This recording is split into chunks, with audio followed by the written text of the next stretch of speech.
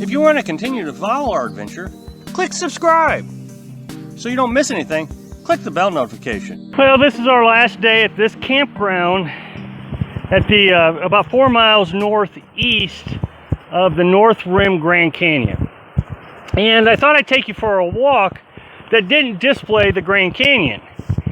See, on the south side of our camper is all Grand Canyon. But pretty much the north, the west, and the east side of our campground is forest.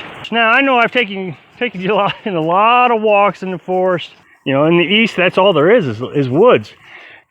I feel quite at home out here in the woods. I'm going to explain this in a little bit more detail later.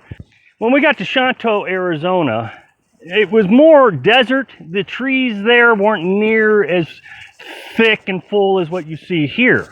Carolyn called it the miniature forest. It was kind of a deserty type of atmosphere. I wouldn't call it the desert because it did have quite a few pine trees, but they were real small.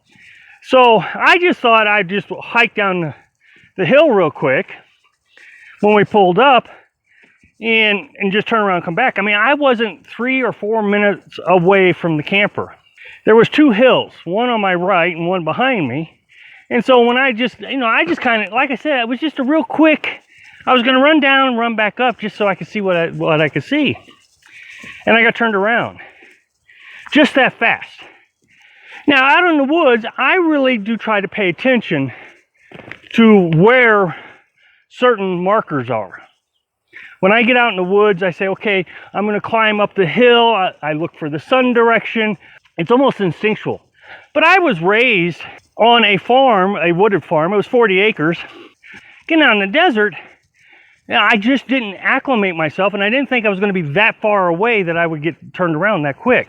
So what I did was I immediately stopped, and I tried to figure out which hill I needed to take. And what I heard was somebody slammed a car door. And my assumption was, even if that's not where I need to go, there is somebody there. So I went to the direction of the car door. Well, that was where I needed to be. It was a camper right next to us, and it worked out perfectly. What I tried to do was I immediately tried to hone in on other senses because I was so stupid to get myself turned around. I didn't pay attention to any markers. But to me, out in the desert, there aren't many markers. Everything looks the same out here to me. Now, if you were raised in the desert, I bet the reverse is true for you. You get out in the forest, and it's all trees. You're like, where the heck am I supposed to go? That tree looks exactly like that tree. About 2 years ago, I demonstrated how easy it was to get turned around in the forest. And what I did was I started at my camper with the camera here, and I walked exactly 1 minute with the camera in my face down the hill. And I turned around and I said, do you see the camper? It was completely gone. There was no camper.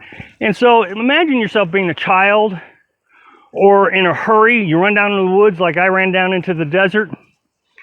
Just real quick, and you get turned around. So children can get lost. And then they panic, and instead of stopping and paying attention to what's going on around them, they just continue to go. Well, surely the camper's right over there. Just the other day, Carolyn saw an article on Facebook. An older woman, she was in her 60s. Her husband was going to back the camper into the campsite, and she was just going to walk the dog. So, I mean, we're talking minutes, just minutes. That's all it took. And so she jumped out of the truck, grabbed the dog, and somebody approached her with a knife and said, do what I want or I'll kill your dog. And she ran into the woods. For 2 days, they looked for her, trying to find her. Now, they didn't know anything, what happened to her. They didn't know about bad people or anything, so they're searching and searching and searching, looking for her. 2 days later, they find the dog, and within a couple hours, they found her. Anytime you get in a rush out in the forest, you're going to get lost because you're not paying attention to your markers.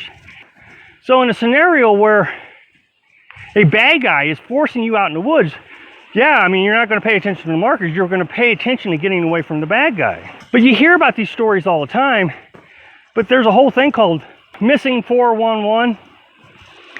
People are just getting lost or disappearing in the national forest. And I don't want to get into the theories behind it, but I think a lot of this is just people get lost. That simple. And they can never be found. A lot of these cases, I know there's extenuating circumstances in some of these cases, but in this case, it was so fast. It happened so fast. What if they didn't find her? We were at the El Mapas conservation area about 3 weeks ago, and we went to the lava fields. And when you walk into the lava fields, I talked about this, they tell you there's stack of rocks right on the sign. It says there's stacks of rocks. That is the trail marker, and you're supposed to go to one stack of rocks. Before you leave that stack of rocks, you need to find the next stack of rocks. Make sure you can navigate yourself well without getting lost, because they said, you know, they're trying to rescue people all the time. People die out there. I read one article where a father and a daughter got out there and they just died of dehydration. And one person got so lost they still haven't found the body. While I've been here at the Grand Canyon, I've been following what Carolyn and I have established as ground rules when I go out and adventure by myself, which is don't be gone longer than an hour. When I get half hour away, I text her and tell her that I'm on my way back. And if I'm going to be longer than an hour, I text her and let her know I'm going to be gone longer than an hour. Since that, I've gotten mixed up down there in the desert. Carolyn and I have decided that we're going to modify the criteria in which I can go adventure by myself. I have to tell her which direction I'm going. If I'm gone longer than an hour, or she doesn't get my text in a half hour, she can start looking for help.